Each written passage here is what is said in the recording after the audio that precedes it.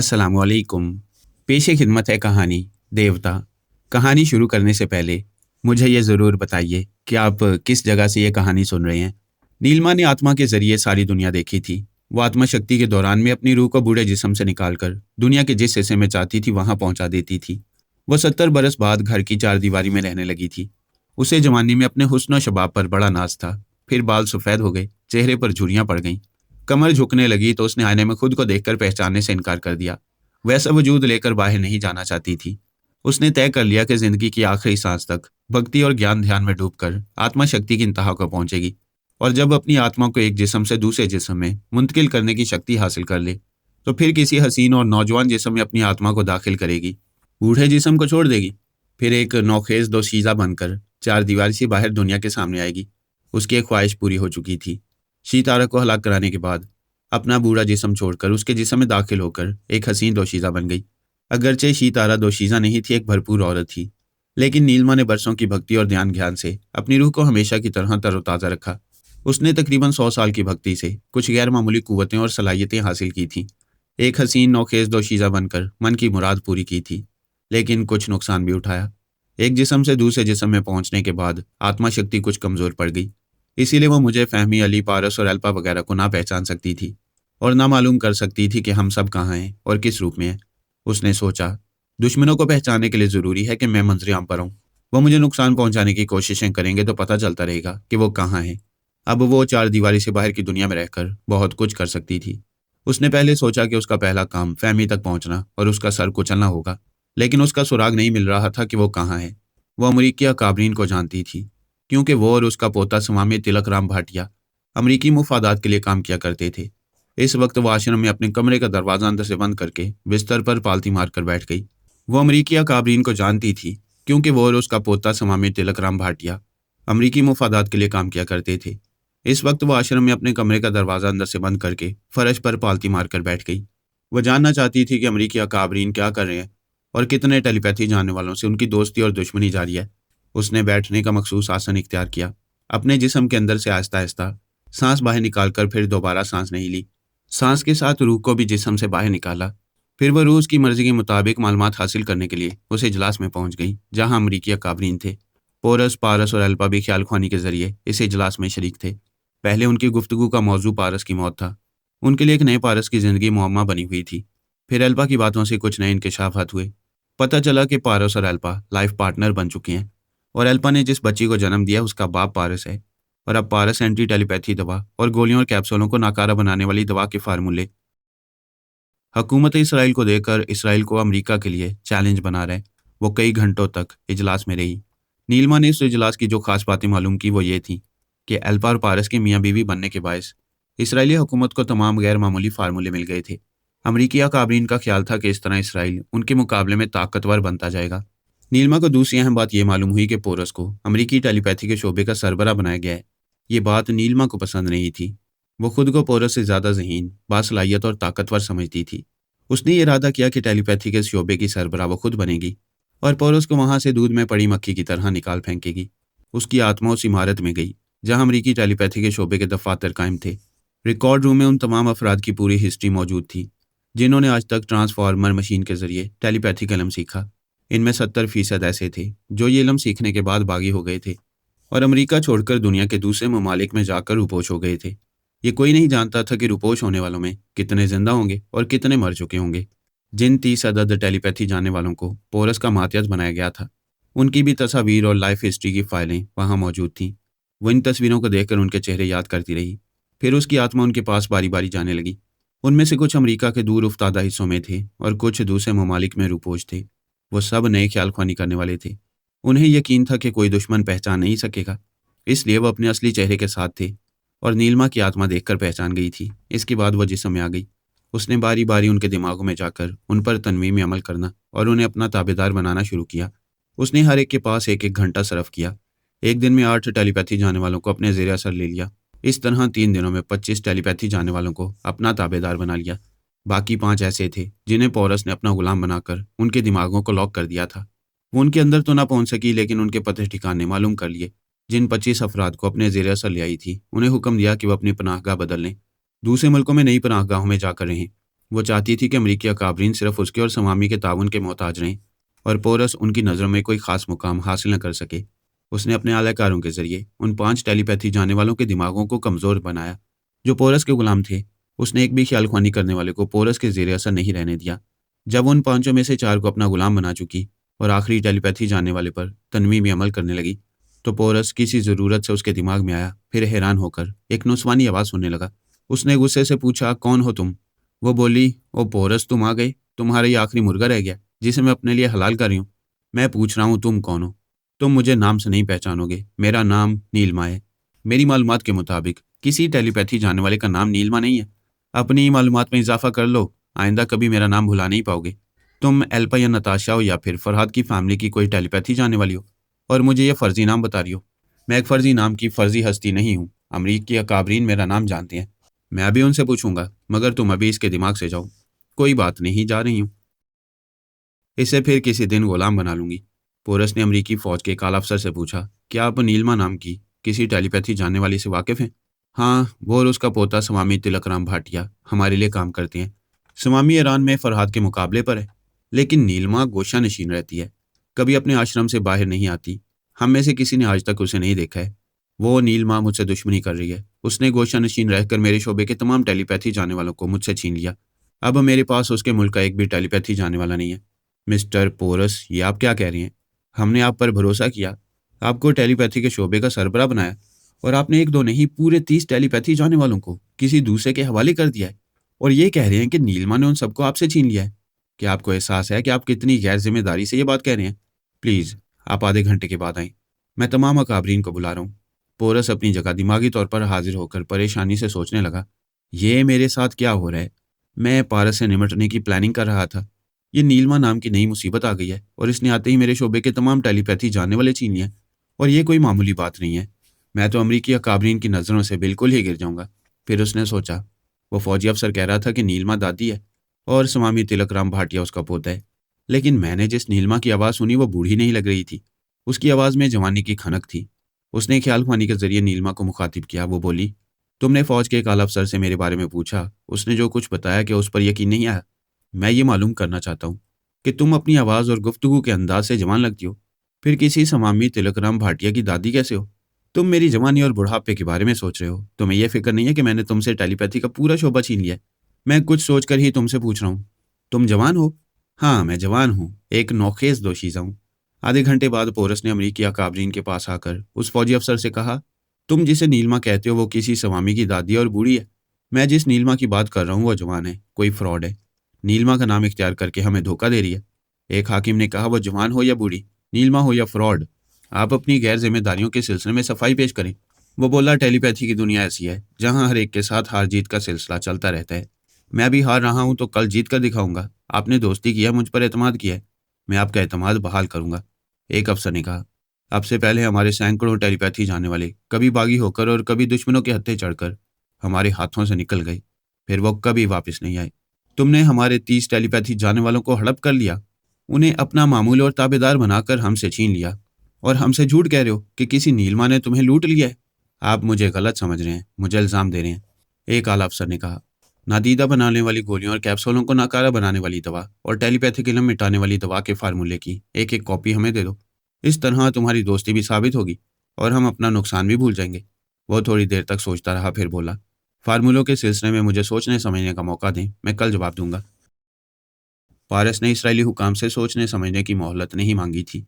वो काबिल-ए-एतमाद दोस्त की तरह वो फार्मूले उनके हवाले कर चुका है। आप लोगों ने सिर्फ सुना है, देखा नहीं है कि उस मक्कार ने इसराइली हुकाम को सही फार्मूले दिए या उनमें कोई तब्दीली की है। जब वहाँ के डॉक्टर उन फार्मूला के मुताबिक दवाएं तैयार करेंगे तब पता चलेगा कि उस चालबाज ने उन यहूदियों को कैसे सब्ज बाग दिखाए हैं। एक हाकिम ने कहा, पारस उन यहूदियों से मक्कारी कर सकता है, तुम तो मक्कार नहीं हो। दोस्त हो तो अभी वो फार्मूले हमें दो।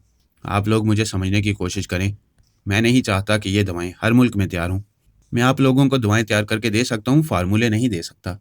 मिस्टर पोरस, बड़े अफसोस की बात है, जब से हमारी दोस्ती हुई है तुमने एक ज़रा बराबर हमें फ़ायदा नहीं पहुंचाया। इसके बरक्स हमें नाकाबिले तलाफ़ी नुकसान पहुंचा है। दूसरे ने कहा, और तलाफ़ी के लिए कहा जा रहा है तो तुम फार्मूले देने की नहीं, सिर्फ दवाएं देने की बात कर रहे हो, जैसे हम बच्चों को टॉफ़ियाँ देकर बहला रहे हो। उसी वक्त कॉन्फ्रेंस रूम का दरवाज़ा खुला। नीलिमा सीना तानकर चलती हुई आई। सबने उसे सवालिया नजरों से देखा। एक हाकिम ने पूछा, शीतारा, तुम बगैर इजाजत इस कॉन्फ्रेंस रूम में कैसे आ गई? वो एक ऊंची जगह कुर्सी पर बैठकर बोली, तुम्हारा कोई भी मुसल्ला पहरेदार योगा का माहिर नहीं था। मैं उनके दिमागों में घुसती हुई चली आई हूँ। वैसे तुम लोगों की इतला के लिए अर्ज है कि मैं देवी कहलाने वाली शीतारा नहीं हूँ। उसकी एक हमशक्ल हूँ और मेरा नाम नीलमा है। एक अफसर ने कहा, नीलमा एक मोमर खातून है, स्वामी तिलकराम भाटिया की दादी माँ है। तुम शीतारा हो। हमने तुम्हें कई बार देखा है, तुम खुद को नीलमा क्यों कह रही हो? वो बोली, मैं स्वामी तिलकराम भाटिया की एक अजीजा हूँ, शीतारा की हमशक्ल हूँ और दादी माँ की हम नाम नीलमा हूँ। क्या स्वामी जी और दादी माँ तुम्हारी बातों की तस्दीक करेंगे? स्वामी जी तस्दीक करेंगे, दादी माँ नहीं करेंगी क्योंकि वह मर चुकी हैं। नीलमा ने अपने पोते को ख्याल ख्वानी के जरिए बुलाया। उसने आकर एक अफसर की जुबान से कहा, मैं स्वामी तिलकराम भाटिया आप हजरात से मुखातिब हूँ। जैसा कि आप जानते हैं कि मैं ईरान में बहुत मसरूफ़ हूँ, वहाँ फ़ौरन वापस जाना ज़रूरी नहीं है। मैं सिर्फ ये कहने आया हूँ कि ये मेरी अजीज़ा शीतारा की हमशक्ल है, लेकिन शीतारा नहीं है।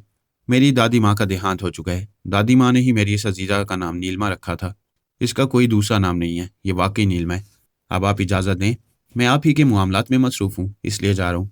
उसके जाने के बाद नीलमा ने कहा, आप हजरात को स्वामी जी की बातों का यकीन आया हो तो फिर पूरी यकीन के साथ मुझे नीलमा के नाम से मुखातिब करें।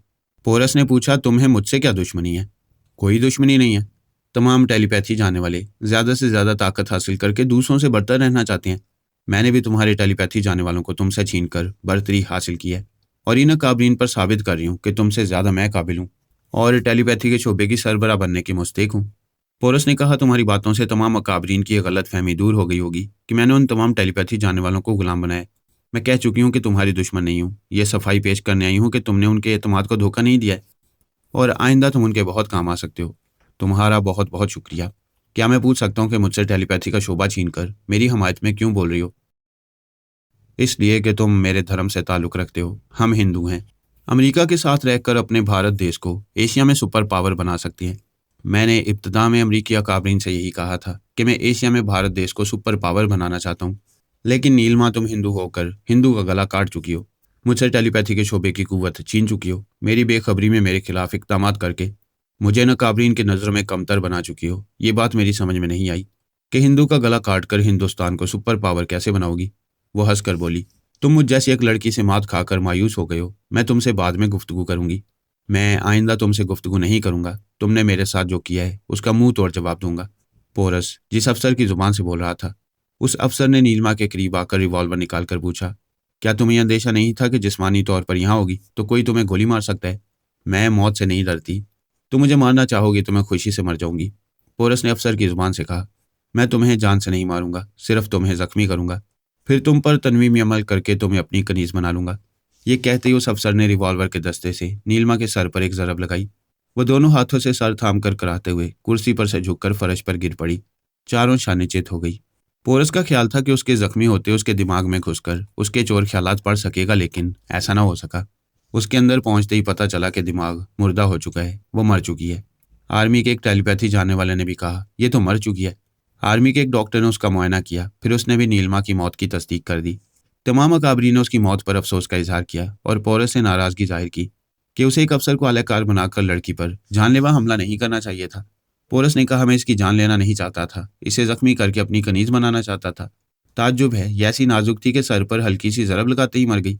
आर्मी के टेलीपैथी जानने वाले ने समामी को इतला दी कि उसकी अजीजा नीलिमा मर गई है। उसे पूरा यकीन था कि उसकी दादी माँ नहीं मरेगी। उसने इजलास में आकर कहा, पोरस ने इसे मार डाला, मैं इससे बाद में निमट लूंगा। फिलहाल आप हजरात से गुजारिश है कि नीलिमा की लाश को आश्रम में पहुंचा दें। उसकी फरमाइश के मुताबिक नीलिमा के मुर्दा जिस्म को उठाकर बाहर लाकर एक गाड़ी में रखा गया। दो मुसल्ला गार्ड से कहा गया कि इसे आश्रम में पहुंचा दिया जाए। उन्होंने हुक्म की तामील की, उसे आश्रम में पहुंचा दिया। वहां भक्ति और ध्यान ज्ञान में मसरूफ रहने वाले उसे एक स्ट्रेचर पर लिटाकर उसके कमरे में ले आए। उसके बिस्तर पर उसे लिटा दिया। फिर उन सब ने कमरे से बाहर आकर दरवाजे को बंद कर दिया। दरवाज़ा बंद होते ही नीलिमा ने गहरी सांस ली, आंखें खोलकर अपने कमरे को देखा, फिर उठकर बैठ गई। सोनिया ईरान से जा चुकी थी और अपनी बेटी आला बीबी सानी के पास इदारे में पहुंच चुकी थी।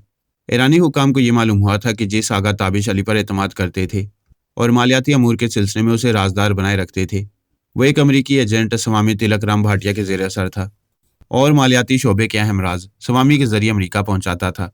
आगा ताबिश अली की हकीकत मालूम होने के बाद ईरानी हुक्काम तशवीश में मुब्तला हो गए थे। आइंदा भी स्वामी जैसे अमरीकी एजेंट ऐसी हरकतें कर सकते थे। हुकूमत ईरान के अहम शोबों के बड़े ओहदेदारों को ट्रैप करके उनसे अहम मुल्की राज मालूम कर सकते थे। मुल्क के अंदर आने वाले दुश्मनों को भगाया जा रहा था। दिमागों के अंदर आने वालों को वो महसूस नहीं कर सकते थे।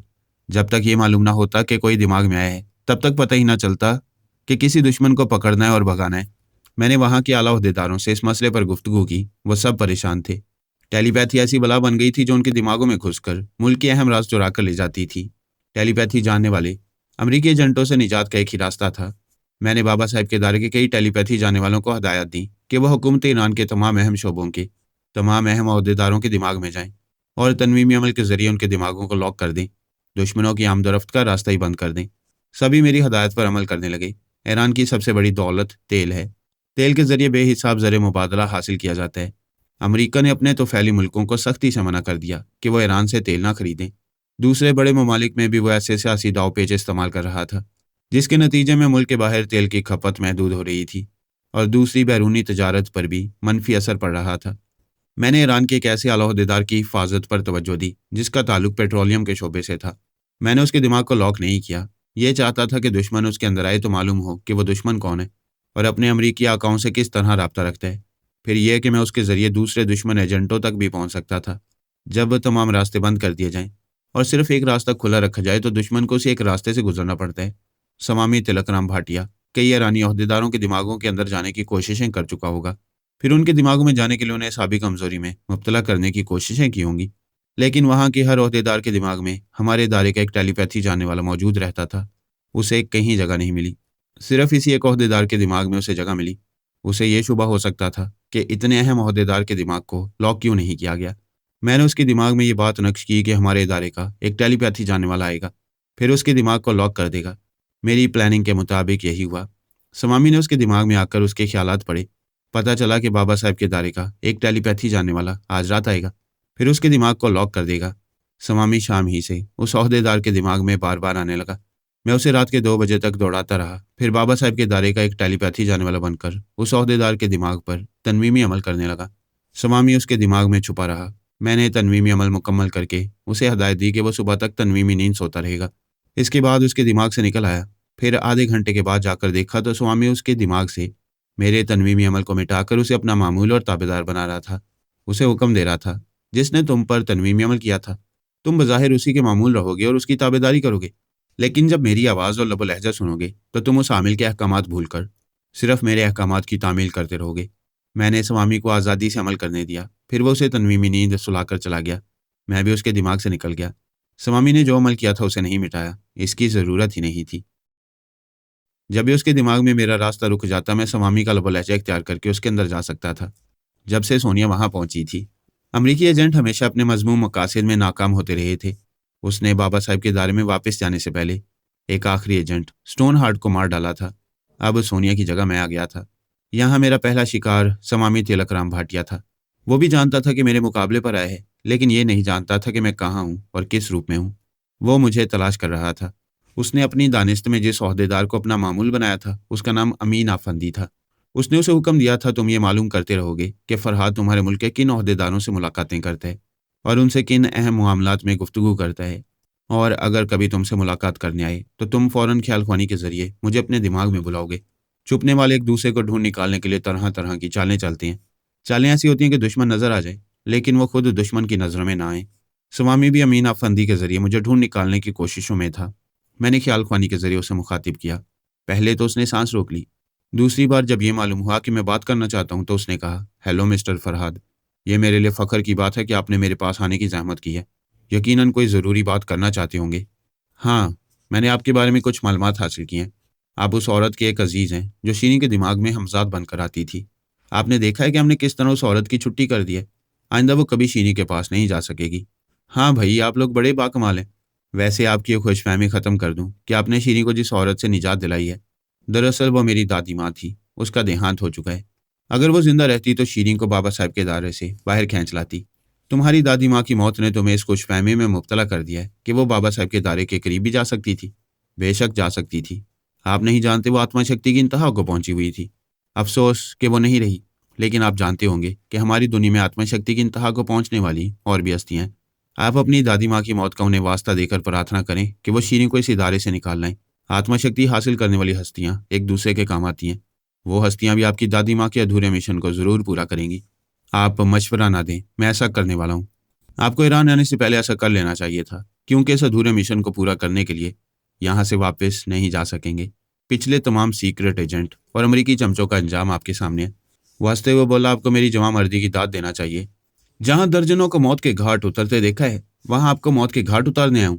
मेरी भी आला जरफी देखें कि आपका आखिरी वक्त आने से पहले आपको समझा रहा हूँ, खतरे से आगाह करूँ कि आप जिस कमरे में हैं वहां कोई नादीदा बनकर गया था, फिर आपकी आमद से पहले उस कमरे से जा चुका है। वो अपने कमरे में चारों तरफ देखते हुए बोला, आप झूठ बोल रहे हैं। मुझे झूठा समझने से पहले अपने कमरे का अच्छी तरह जायजा लें। कोई चीज़ इधर से उधर तो नहीं हुई है। शायद इस तरह मालूम हो सके कि आने वाला कौन था और क्यों आया था। उसने सांस रोककर मुझे अपनी जगह हाजिर होने पर मजबूर किया। अब मैं उसके अंदर रहकर उसे देख नहीं सकता था, लेकिन वो शुबे में मुब्तला हो गया था कि गोली के जरिए कोई दुश्मन नादीदा बनकर आया होगा। वो कमरे के हर हिस्से में जाकर एक एक चीज को तवज्जो से देखने लगा। बिस्तर के एक तकिए पर दूसरा आधा तकिया चढ़ा हुआ था और चादर पर हल्की सी शिकनें थी। वो सोचने लगा, सुबह मैं कमरे से गया था तो क्या दोनों तकिए इसी तरह बेतरतीबी से रखे हुए थे? खुली हुई खिड़की से जो हवा आ रही है उससे चादर पर शिकनें पड़ गई हैं, या कोई यहाँ आकर लेटा हुआ था? समामी को याद नहीं था कि सुबह बिस्तर किस हालत में था, और अक्सर लोगों को ऐसी बातें याद नहीं रहती, लेकिन मेरी बातों ने उसे वहमी बना दिया। वो सोचने पर मजबूर हो रहा था कि कोई आया होगा तो कमरे में कहीं बेतरतीबी जरूर पैदा हुई होगी। उसने अलमारी को खोलकर उसके हर हिस्से को देखा। इस तरह अलमारी का तमाम सामान बेतरतीब हो गया।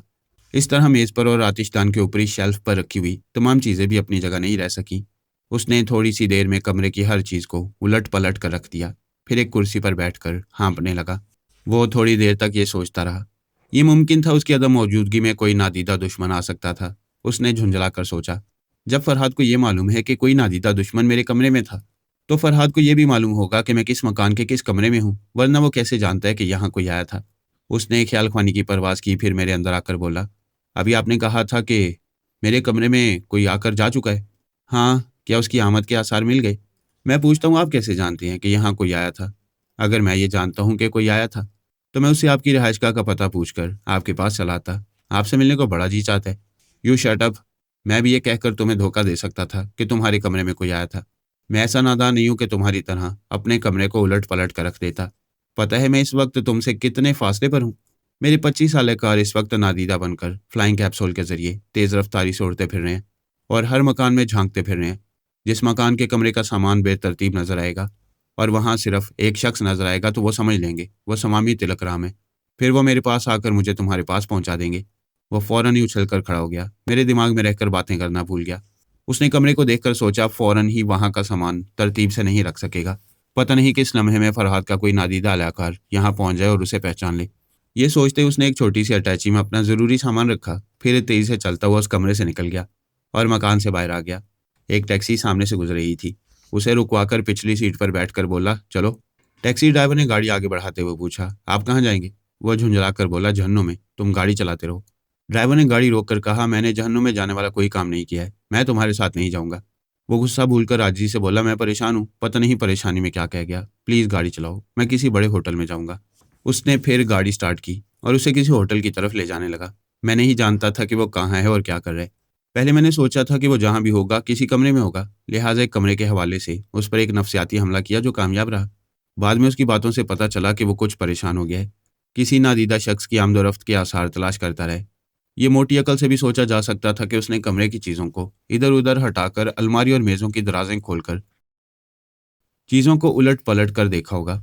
इस अंदाजे के मुताबिक मैंने दूसरा नफसियाती हमला किया और कहा कि मेरे नादीदा अलैकार फ्लाइंग कैप्सूल के जरिए एक परेशान शख्स को एक परेशान हाल कमरे में तलाश करने निकल चुके हैं। वो उस मकान से निकलकर बाहर आ गया, टैक्सी में बैठकर किसी होटल की तरफ जाने लगा। मैं नहीं जानता था कि वो कहाँ जा रहा है। मैंने मालूम करने के लिए उसके अंदर पहुंचकर कहा, हेलो स्वामी, मैं एक ज़रूरी बात कहना भूल गया था।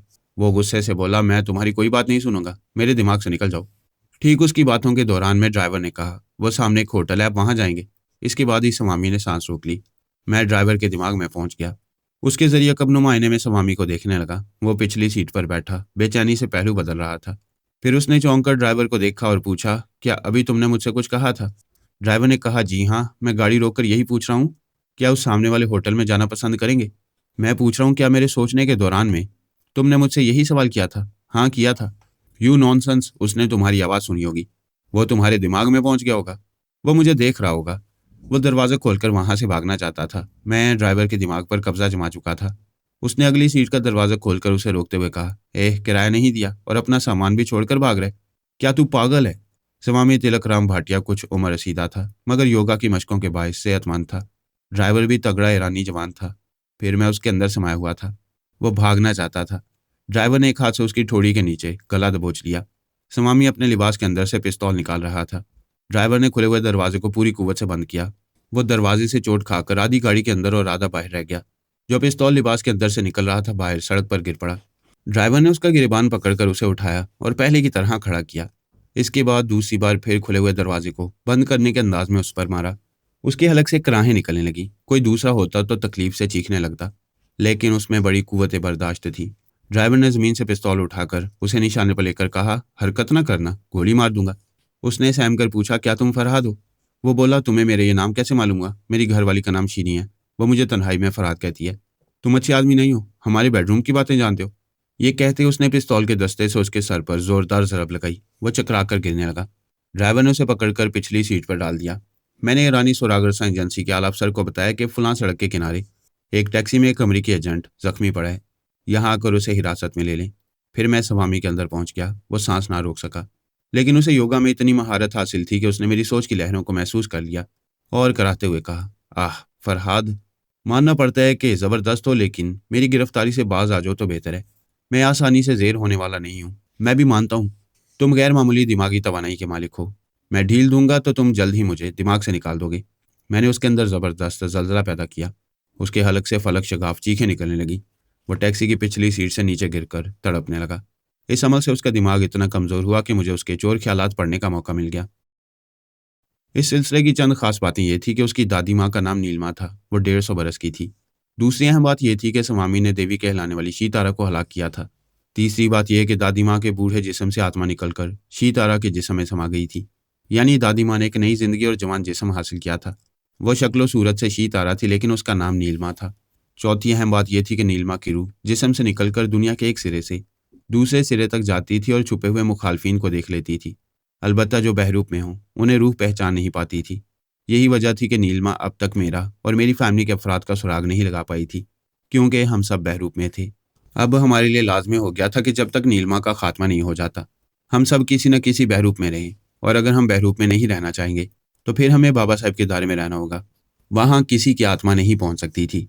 ईरानी सुरागरसा एजेंसी के कई अफसर और सिपाही आ गए। मैंने उन अफसरान से कहा, ये और इसकी दादी टेलीपैथी के अलावा काला जादू भी जानती हैं।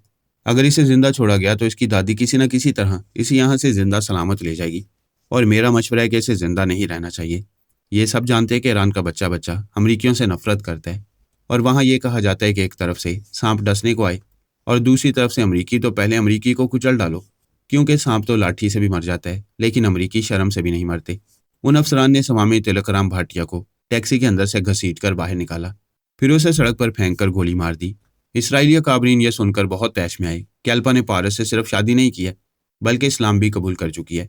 ये बात किसी भी यहूदी के लिए नाकाबिले बर्दाश्त थी। ये कोई नहीं जानता था कि वो इसराइल से बाहर जाने के बाद किस मुल्क में जाकर रूपोश हो गई है।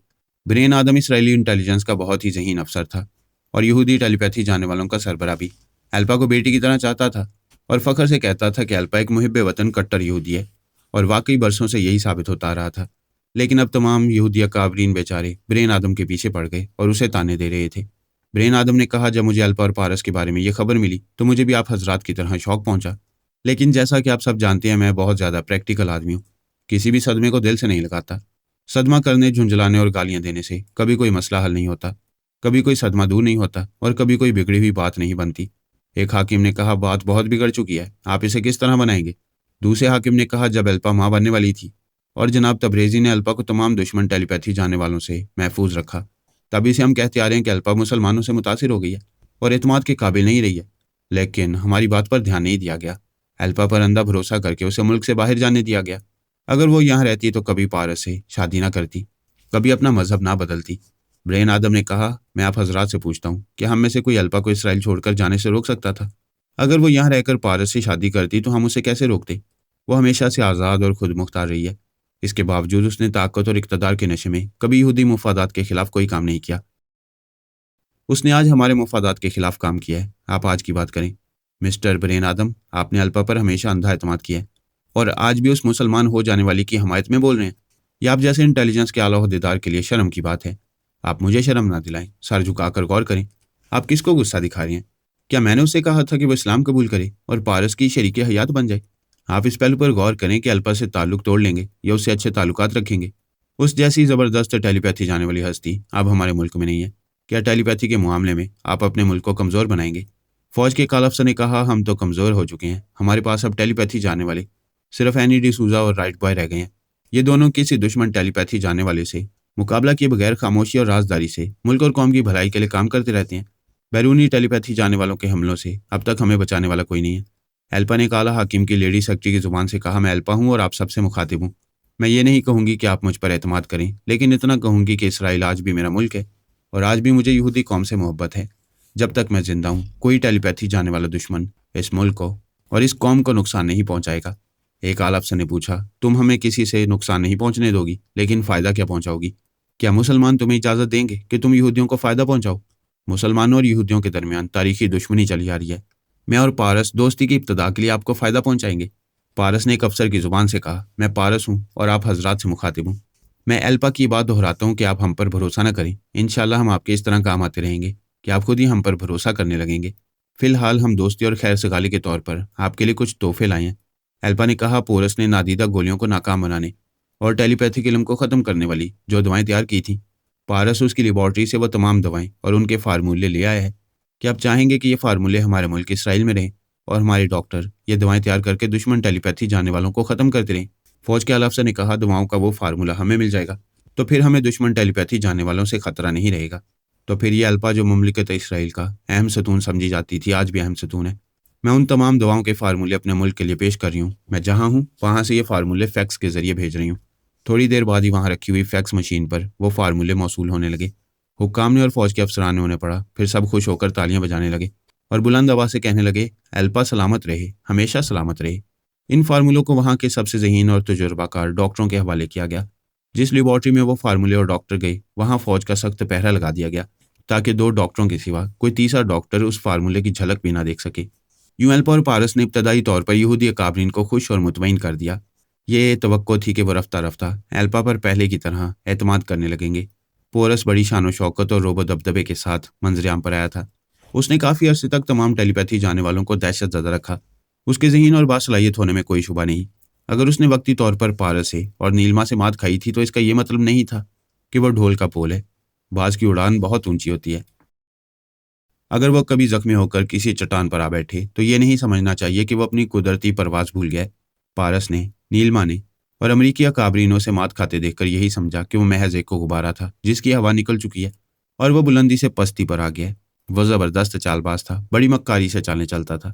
उसके पास नादीदा बनाने वाली गोलियां थी और फ्लाइंग कैप्सूल थे। वो हारी हुई बाजी जीतने के लिए कई तरह की चालें चल सकता था। नीलमा को ये यकीन था कि कोई उसे हलाक नहीं कर सकेगा। इस यकीन के साथ वो अमरीकी अकाबरीन के इजलास में जिस्मानी तौर पर आई थी।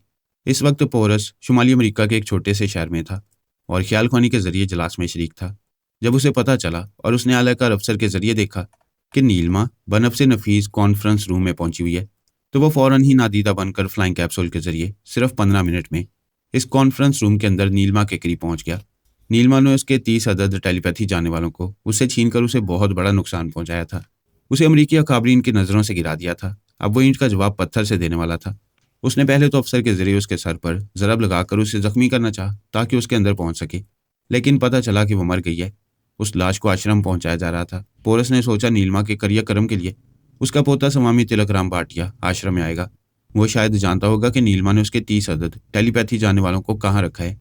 हो सकता है आश्रम में जाने के बाद उसका सुराग मिले और स्वामी के बारे में बहुत कुछ मालूम हो सके। वो नीलमा की लाश के साथ आश्रम पहुंच गया। इस लाश को एक एयर कंडीशन रूम में पहुंचाया गया।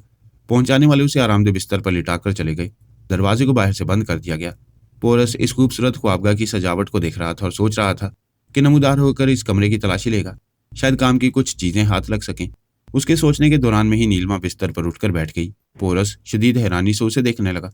फिर ये बात समझ में आ गई कि नीलिमा आत्मा शक्ति की इंतहा को पहुंची हुई है। ये मरती नहीं है, सिर्फ अपनी आत्मा को आर्जी तौर पर जिस्म से निकालकर खुद को मुर्दा जाहिर करती है। वो बिस्तर पर उठकर बैठने के बाद कमरे में इधर उधर देख रही थी, खामोशी से कुछ सुन रही थी। फिर वो बोली, कौन है यहाँ, कौन है? पोरस खामोश रहा। वो बोली, मैं गैर मामूली समात रखती हूँ, दूर से दूसरों के दिल के धड़कने सुन लेती हूँ, और मैं सुन रही हूँ यहाँ कोई है। मैं उसके दिल की धड़कने सुन रही हूँ, बोलो तुम कौन हो? पोरस खामोश था और मुस्कुरा रहा था। ये हारी हुई बाजी जीतने की तरफ उसका पहला कदम था, और वो मंसूबा बना चुका था कि जब दूसरा कदम पारस की तरफ बढ़ेगा तो नीलिमा की तरह उसके भी होश उड़ जाएंगे।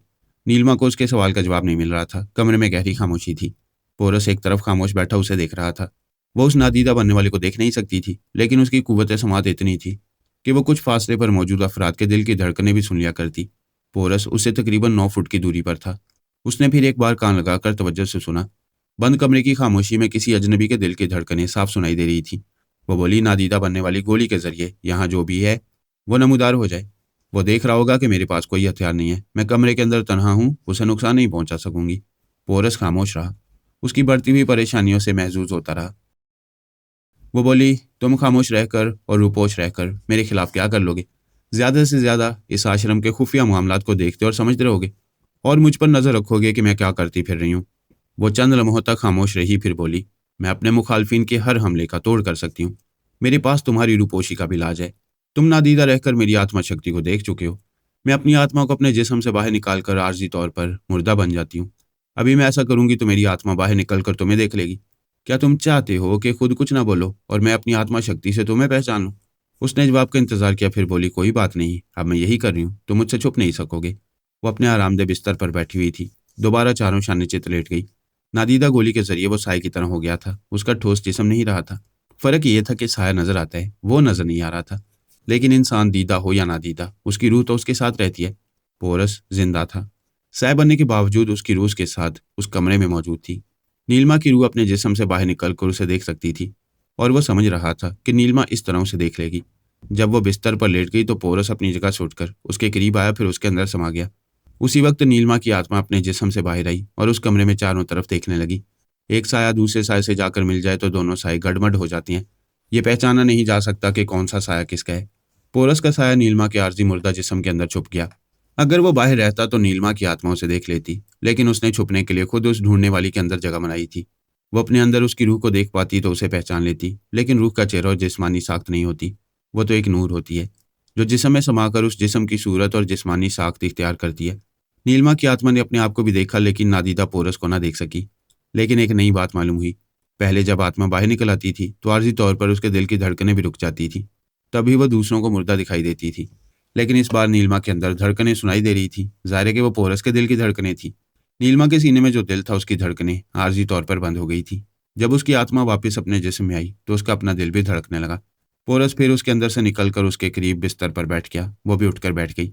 वो पहले की तरह अपनी कुव्वत समाज से किसी के दिल की धड़कनें सुन रही थी, और इस बार बहुत करीब से, क्योंकि वो करीब ही बिस्तर पर बैठा हुआ था।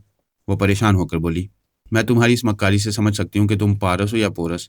उसने जवाब का इंतजार किया, फिर बोली, अभी मैं 1 घंटे पहले अमरीकी काबरीन के इजलास में थी। पोरस से जान छुड़ाने के लिए मुर्दा बन गई थी। मुझे यकीन है कि तुम पोरस हो। मेरी लाश के साथ उस इजलास से यहाँ आश्रम तक आए हो। मेरी इस चाल को समझ गए हो कि मैं आर्जी तौर पर मुर्दा बन जाती हूँ। अब तो मेरा कोई भेद तुमसे छुपा हुआ नहीं है। क्या तुम इसी तरह छुपे रहोगे? वो बहुत देर से बोल रही थी, बातें बनाकर उसे जाहिर होने पर माइल कर रही थी, लेकिन वो भी जिद्दी था।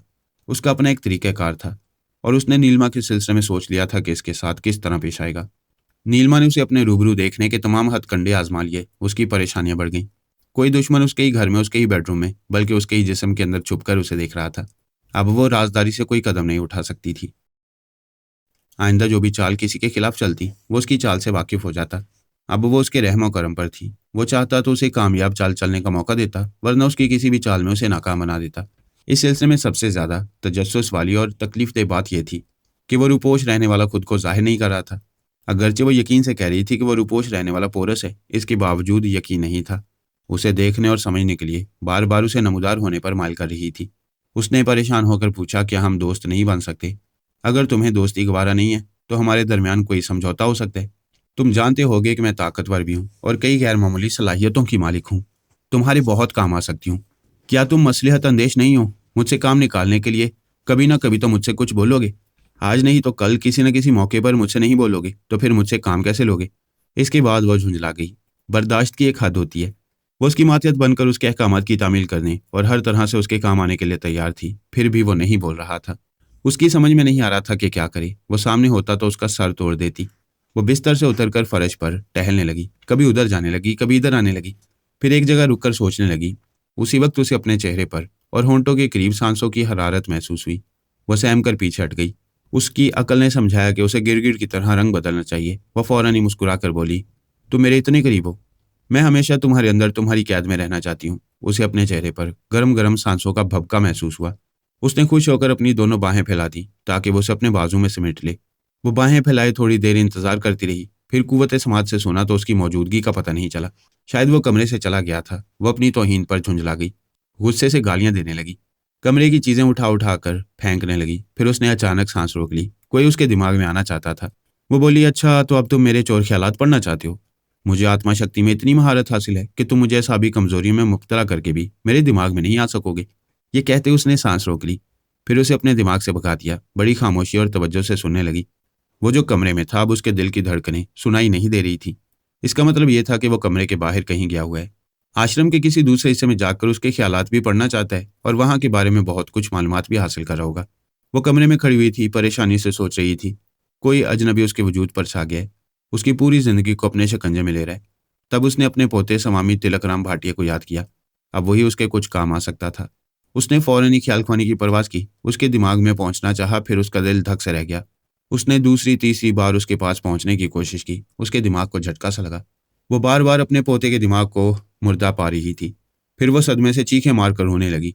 जिस पोते को अपनी जिंदगी से ज्यादा चाहती थी, जिसकी जिंदगी संवारने और शानदार बनाने के लिए वो 150 बरस तक जिंदा रही और आखिरी उम्र में उसके लिए तपस्या करती रही, वो पोता मर चुका था या उसे मार डाला गया था। उसके रोने और चीखने की आवाजें सुनकर आश्रम की औरतें और मर्द सेवक दरवाजा पीटने लगे। आवाजें देने लगे, दादी माँ आप क्यों रो रही हैं? दरवाजा खोलें, हमें बताएं कि कमरे के अंदर आप ही हैं। आपका तो देहांत हो चुका है। तकरीबन 2 घंटे पहले आश्रम के लोगों ने नीलमा की लाश को लाकर इस कमरे में रखा था और दरवाजे को बाहर से बंद कर दिया था। अब वो अंदर से भी बंद था और उन्हें मरने वाली की आवाजें सुनाई दे रही थी। फिर वो दरवाजा खुल गया। सबने हैरानी से देखा, मरने वाली जिंदा खड़ी थी। सबने उसके सामने हाथ जोड़कर सर झुकाकर घुटने टेक दिए। एक ने कहा, दादी माँ ये क्या चमत्कार है, आप जिंदा नजर आ रही हैं। वो रोते हुए बोली, मेरी बात ना करो, मैं आत्मा शक्ति के जरिए बार बार मुर्दा होकर जिंदा हो सकती हूँ। हाय मेरा पोता, वो मर चुका है। वो आत्मा शक्ति नहीं जानता है। वो अब इस दुनिया में वापस नहीं आएगा। अपनी दादी माँ के कलेजे से नहीं लग सकेगा। मेरे पोते का सोग मनाओ। मैं यहाँ तन्हा रहकर मालूम करूंगी कि वो कैसे मर गया, ये कैसे मार डाला गया है। ये कहते उसने दरवाजे को अंदर से बंद कर लिया। ये उसकी जिंदगी का सबसे बड़ा सदमा था। वो अपने पोते के बगैर आधी मर चुकी थी और आधी इसलिए जिंदा थी कि पोते की मौत का सबब मालूम कर सके। वो ईरान गया था और ईरान में उसके दो ही दुश्मन थे, सोनिया और फरहाद। उसका पोता स्वामी तिलकराम भाटिया गैर मामूली सलाहियतों का मालिक था, कोई उस पर गालिब नहीं आ सकता था। उसकी जबरदस्त सलाहियतों के पेश नज़र दादी को यकीन था कि वो सोनिया और फरहाद को भी चुटकियों में मसल डालेगा। लेकिन ईरान में क्या हो चुका था वो नहीं जानती थी। उसका दिल कह रहा था कि पोता तबई मौत नहीं मरा होगा, और अगर ऐसा नहीं हुआ है तो वो अपने पोते के कातलों की जिंदगी हराम कर देगी। वो बड़ी बेरहम और संगदिल थी, लेकिन पोते के लिए जिंदगी में पहली बार फर्श पर बैठकर रो रही थी। अपने अंदर के सदमात को बर्दाश्त करने की कोशिशें कर रही थी। सदमात का पहाड़ इस तरह टूटा था कि वो नादीदा अजनबी को यानी पोरस को भी भूल गई। पोरस फिर अपने कमरे में आकर उसे सोग मनाते देख रहा था। वो उसे अजीब सी लग रही थी, क्योंकि देखने में एक भरपूर जवान शी तारा थी, लेकिन एक बूढ़ी दादी उसके अंदर से रो रही थी। वो देखना चाहता था कि वो सोग मनाने के बाद क्या करना चाहेगी। वो उसका ध्यान बटाने लगा, फिर उसके करीब आ गया। तब वो चौंक गई। उसे फिर किसी अजनबी के दिल की धड़कनें सुनाई दी। वो बोली, ओह, मैं भूल गई थी कि तुम आसिफ बनकर मेरे आसपास मौजूद हो। क्या तुम देख रहे हो, इतनी बड़ी दुनिया में मेरे पोते के सिवा कोई मेरा अपना नहीं था। वो मेरी पूरी जिंदगी का सरमाया था। क्या तुम्हें एहसास है कि मैं बुरी तरह लुट गई हूँ? तुम इंसान हो, मेरे अंदर के दर्द और करब को समझो, इस वक्त मेरा सहारा बन जाओ। नीलमा को जवाब में वही खामोशी मिली। वो चीख कर बोली, तुम कैसे इंसान हो? क्या मेरे आंसू भी नहीं पहुंच सकते? वो जवाब सुनने के लिए खामोश हुई। इस बार दिल की धड़कनें सुनाई नहीं दी। वो जा चुका था। दरअसल वो अब से पहले कमरे से बाहर जाकर एक रोशनदान से झांक कर देख चुका था कि कितनी दूर जाने से उसे धड़कनें सुनाई नहीं देती हैं। अब उसे मालूम हो गया था, इसलिए बाहर जाकर रोशनदान से उसे देख रहा था। वो गुस्से से कह रही थी, जो एक बूढ़ी दादी के दुख को नहीं समझता वो इंसान नहीं, दरिंदा है। कम वक्त चला गया है। पता नहीं इस तरह क्यों आ रहा है और कहाँ जा रहा है। शायद फिर आएगा। हे भगवान, मैं क्या करूं? इससे पीछा छुड़ाने की तदबीर समझ में नहीं आ रही है, और मेरे पोते की नागहानी मौत ने मेरे दिमाग को सुन कर दिया है। मैं कुछ सोचने के काबिल नहीं रही हूँ। वो थोड़ी देर तक फर्श पर सर झुकाए बैठी रही, फिर उठकर खड़ी हो गई। सोचने लगी, जब वो अजनबी मेरे करीब आना चाहेगा तो मैं उसकी गुर्बत को समझ लूंगी, फिर उससे बातें करूंगी। फिलहाल मुझे मालूम करना चाहिए कि मेरे पोते की लाश कहाँ है। स्वामी तिलकराम भाटिया ने आखिरी बार दादी माँ से कहा था कि वह ईरान के एक बड़े ओहदेदार अमीना फंदी के दिमाग पर तनवीम अमल करके उसे अपना ताबेदार बनाएगा। वो भी अमीना फंदी के अंदर गई थी और पोते से कहा था, यह अच्छा शिकार है। ईरान से जितना तेल निकलता है ये उस शोबे का वजीर है। हम इसके जरिए ईरान की मईशत को कमज़ोर बनाएंगे। वो अपने पोते को मशवरा देकर चली आई थी। अब पोते की मौत के बाद उसे ईरानी ओहदेदार अमीना फंदी के ख्यालात पड़े तो पता चला कि फरहाद अली तैमूर ने उसे ट्रैप करके पुलिस के हवाले किया था। पुलिस वालों ने उसे गोलियों से छलनी कर दिया। नीलमा ने अमीन आफंदी के दिमाग पर कब्जा जमाकर उस पुलिस अफसर से राब्ता करने पर उसे मजबूर किया, जिसने अपने मातियतों के साथ बैक वक्त फायरिंग करके उसके पोते को हलाक किया था। उसने अमीन आफंदी के जरिए फ़ोन पर उस पुलिस अफसर की आवाज़ सुनी, फिर उस अफसर के दिमाग में पहुंच गई। उस अफसर ने अपने एक मातियत के पास पहुंचकर कहा, एक कागज़ पर लिखो कि तुमने स्वामी तिलकराम भाटिया को सड़क पर गोली मारी थी, इसलिए तुम्हें सजाए मौत मंजूर है। मातियत ने कहा, सर ये आप क्या कह रहे हैं? स्वामी हमारे वतन का दुश्मन था, उसे गोली मारना हमारा फ़र्ज था, इसलिए हमने उसे मार डाला। वो मातियत मजीद बहस कर सकता था। नीलमा ने उसके दिमाग पर कब्जा जमाकर उसे कागज़ पर वो बातें लिखवाईं। फिर अफसर के दिमाग पर कब्जा जमाया। अफसर ने उसे वो कागज़ लेते ही अपने हॉलिस्टर से रिवॉल्वर निकालकर उसे गोली मार दी। उस अफसर ने दूसरे मातियत के साथ भी यही सलूक किया। उससे भी एक कागज़ पर वैसी ही तहरीर लिखवाई। इस सिलसिले में नीलमा ने उसकी मदद की। इस तरह वो दूसरा मातियत भी मारा गया। पुलिस हेडक्वार्टर में इतला पहुंची कि एक पुलिस अफसर का दिमाग चल गया है, उसने अपने 2 मातियतों को कत्ल किया है। पता नहीं आइंदा क्या करने वाले। उस अफसर ने अपने दफ्तरी कमरे में आकर अंदर से दरवाज़ा बंद करके खुद एक कागज़ पर वैसी ही तहरीर लिखी। उस तहरीर में ये इजाफा किया कि उन्होंने महज अपनी ड्यूटी के मुताबिक ऐसा किया था, वरना असल मुजरिम फरहाद अली तैमूर है, जिसने स्वामी तिलकराम भाटिया को ट्रैप किया और उसे गोली मारने के लिए पुलिस के हवाले किया। अब उनके बाद फरहाद भी जिंदा नहीं रहेगा। ऐसा लिखने के बाद उसने रिवॉल्वर की नाल को अपनी कनपटी पर रखकर ट्रैगर को दबा दिया। गोली चलने की आवाज़ सुनकर सभी दौड़ते हुए आए, दरवाज़ा पीटने लगे, उसे आवाज़ें देने लगे। वो जिंदा होता तो दरवाज़ा खोलता, आखिर उसे तोड़ना पड़ा। अंदर वो रिवॉल्विंग चेयर पर मुर्दा बैठा हुआ था। ये बात ईरानी अकाबरीन तक पहुंची कि पुलिस ने स्वामी तिलकराम भाटिया जैसे अमरीकी एजेंट को हलाक करने के लिए अपने फ़राइज़ अदा किए थे, लेकिन उनमें से हर एक ने अपनी मौत से पहले ये तहरीर एतराफ़ किया था कि उन्होंने स्वामी को मारकर जुर्म किया था, इसलिए उन्हें सजाए मौत मंजूर है। और अफसर ने मौत से पहले लिखा था कि उनके बाद फरहाद भी जिंदा नहीं रहेगा। ये बात मुझ तक पहुंच गई। मैंने स्वामी तिलकराम भाटिया को पुलिस से हलाक कराने से पहले उसके दिमाग में जलजला पैदा किया था, उसे जख्मी किया था। तब योगा में महारत रखने वाले का फौलादी दिमाग मेरे काबू में आया था और मैंने उसके चोर ख्यालात से जो मालूमात हासिल की थी वो ये थी कि स्वामी तिलकराम भाटिया की दादी माँ का नाम नीलमा था। अब वो 150 बरस की बूढ़ी दादी माँ नहीं थी। उसने देवी कहलाने वाली शीतारा को हलाक करके आत्मा शक्ति के जरिए उसका जिस्म हासिल कर लिया था। यानी वो देवी कहलाने वाली शीतारा मर चुकी थी। उसके खूबसूरत और जवान जिस्म में नीलमा की आत्मा समा गई थी और अब वो शीतारा नहीं नीलमा बन गई थी। हमारे लिए अहम बात यह थी कि नीलमा की रूह जिस्म से निकलकर दुनिया के एक सिरे से दूसरे सिरे तक जा सकती थी और अपने छुपे हुए दुश्मनों को देख सकती थी। लेकिन जो लोग बहरूप में हों, अपने असली चेहरे के साथ ना हों, उन्हें नीलमा की रूह पहचान नहीं पाती थी। ये बात मैंने अपने तमाम फैमिली मेम्बर्स को और अपने टेलीपैथी जानने वाले मातियतों को बता दी थी। मेरे जो लोग बहरूप में नहीं थे वो सब बाबा साहब के दायरे में थे, जहाँ नीलमा की आत्मा नहीं पहुँच सकती थी। उन्होंने अमेरिका में जो वसीओरीज आश्रम बनाया था, मैंने उसके बारे में भी तफसीली मालूमात हासिल की थी। मुख्तसर यह कि मैं नीलमा से बेखबर नहीं था। अभी सिर्फ ये नहीं जानता था कि वो बैक वक्त कई सदमात से दो चार है। ये भी मालूम था कि वो अपने चहीते इकलौते पोते के गम में निढाल होगी, लेकिन ये नहीं जानता था कि पोरस उसके लिए अजाब जान बन गया। ये भी नहीं जानता था कि नीलमा ने पोरस के मातहत रहने वाले 30 टेलीपैथी जानने वालों को उससे छीन लिया था। इस तरह पोरस को अमरीकी अकाबरीन की नज़रों से गिरा दिया था। गोया नीलमा और पोरस के दरमियान ज़बरदस्त रस्साकशी चल रही थी, जिसके नतीजे में पोरस नीलमा पर गालिब आ गया था। और मज़े की बात यह थी कि नीलमा को पोरस पर शुबा था, लेकिन यकीन नहीं था कि वही उसके लिए मुसीबत बन गया है। वो उसे एक अजनबी दुश्मन कह रही थी और समझ रही थी कि उससे पीछा छुड़ाना मुश्किल है। ये पोरस की सितम ज़रीफ़ी थी कि वो खुद को उस पर जाहिर ना करके उसका सुकून बर्बाद कर रहा था। मैं ईरान में रहकर छोटे बड़े अमरीकी एजेंट से अच्छी तरह वाकिफ़ हो गया था। अगर चाहता तो उन्हें भी एक एक करके ख़त्म कर देता, लेकिन वो ऐसे थे कि मुझे उनके दिमागों में पहुंचकर अहम मालूमात हासिल होती रहती थी, इसलिए वो अभी तक जिंदा थे। मैंने उनमें से एक एजेंट के दिमाग पर कब्जा जमाया, फिर उससे नीलमा का खास फ़ोन नंबर डायल कराया। राब्ता होने पर उसकी खास दासी ने फ़ोन अटेंड किया, फिर कहा वो सोग मना रही हैं, किसी से गुफ्तगू नहीं करेंगी। मैंने अमरीकी एजेंट की ज़ुबान से कहा, नीलमा से सिर्फ इतना कह दो कि उसके पोते का असली शिकारी बात करना चाहता है। दासी ने यही बात नीलमा से कही। उसने चौंक कर मोबाइल फ़ोन को देखा, फिर उसे दासी से लेकर कान से लगाकर पूछा, तुम फरहाद हो? तुमने खूब पहचाना, लेकिन मैं एक आलाकार के जरिए बोल रहा हूँ। चाहो तो फ़ोन बंद करके इस आलाकार के दिमाग में चली जाओ। फरहाद, मुझे तो तुम्हारा वो हशर करना है कि दुनिया देखेगी और इबरत हासिल करेगी।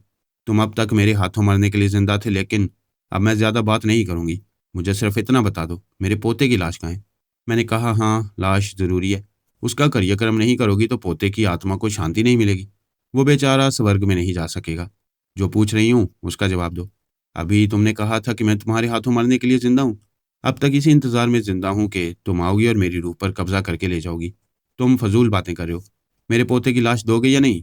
उन 3 पुलिस वालों की तरह मेरी भी रूह निकालने आओ। मैं इनाम के तौर पर पोते की लाश तुम्हारे हवाले कर दूंगा। तुम क्या समझते हो कि मैं तुम्हारी शायरक तक नहीं पहुंच सकूंगी? भाई, मौत का क्या है? वो नीलिमा बनकर भी आ सकती है। और नीलिमा को ही आना चाहिए, क्योंकि हमने सिर्फ 3 दिन के लिए उसकी लाश एक एयर कंडीशन रूम में रखी है। हमारी आला ज़र्फ़ी देखो कि उसे 3 दिनों तक सड़ने गलने से बचा रहे हैं। चौथे दिन उसे किसी खुले मैदान में फेंक देंगे ताकि उसे गिद्ध नोच नोच कर खा जाएं। वो चीख कर कहने लगी, तुम ऐसा नहीं करोगे। मेरे पोते का अब सिर्फ जिस्म रह गया है, वो मुझे मिलना चाहिए। वो नहीं मिलेगा तो मैं रानी काबरीन को एक एक करके हलाक करना शुरू कर दूंगी। ये काम जितनी जल्दी हो सके शुरू कर दो, क्योंकि जनाब अली सदुल्ला तबरेजी मेहमान के तौर पर 1 घंटे के अंदर ईरान पहुंचने वाले हैं।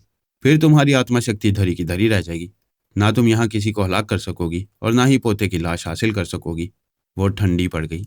मोबाइल फ़ोन कान से लगाए सोचती रह गई कि अब उसे जवाबन क्या कहना चाहिए। जनाब तबरेजी की मौजूदगी में किसी की आत्मा शक्ति काम नहीं आ सकती थी। वो बोली, तुम झूठे और मकार हो। जनाब तबरेजी की धौंस दे रहे हो। वह ईरान नहीं आ रहे हैं। तुम मेरी आत्मा शक्ति का मुकाबला नहीं कर सकते, इसलिए उन बुजुर्ग का सहारा ले रहे हो। अभी थोड़ी देर में तुम्हें मालूम हो जाएगा कि हमारे वो बुजुर्ग यहाँ पहुँच चुके हैं या नहीं। ईरानिया काबरीन की सलामती के लिए उन बुजुर्ग का सहारा लाजमी है। जहाँ तक मेरा ताल्लुक है, मैं तुम्हारी आत्मा शक्ति का मुकाबला कर रहा हूँ। तुम्हारी आत्मा पूरी दुनिया का चक्कर काट कर आएगी, तब भी मुझे तलाश नहीं कर सकेगी। शुक्र करो मैं ईरान में मसरूफ़ हूँ, वरना अब तक तुम्हारी शारक तक पहुँच चुका होता। जब चाहो मेरे पास चले आओ। मेरे जिस्म के टुकड़े टुकड़े कर दो, फिर भी जिंदा रहूंगी। आज शी तारा के जिस्म में हूँ, आइंदा किसी दूसरी हसीना के जिस्म में समा कर जिंदा रहूंगी। इतना तो हम जानते हैं कि आत्मा बार बार जिस्म बदलते बदलते कमज़ोर होती चली जाती है। मैं तुम्हें एक जिस्म से दूसरे जिस्म में जाने पर मजबूर करता रहूंगा और कमज़ोर बनाता रहूंगा। लेकिन ये तो बात की बातें हैं। अभी अपने पोते की बात करो। बेचारे का मुर्दा शरीर आज कहीं पड़ा है। चौथे दिन गिद्ध की खुराक बनेगा। आह, तुम्हारा इकलौता पोता। वह तड़प कर बोली, ऐसे ना बोलो, मेरे अंदर के दर्द और करब को समझो। उसे हलाक करके मेरा कलेजा नोच लिया गया है।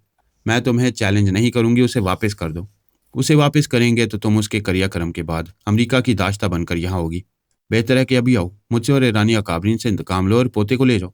मैं अपने मुर्दा पोते की कसम खाती हूँ, कभी ईरान का रुख नहीं करूंगी। ईरानी अकाबरीन में से किसी को नुकसान नहीं पहुंचाऊंगी। चूंकि तुम अपने मुर्दा पोते की कसम खा रही हो, इसलिए मैं तुम पर भरोसा करता हूँ। अपनी तरफ से एक खसूसी त्यारा रवाना करो, हम उसकी लाश रवाना कर देंगे।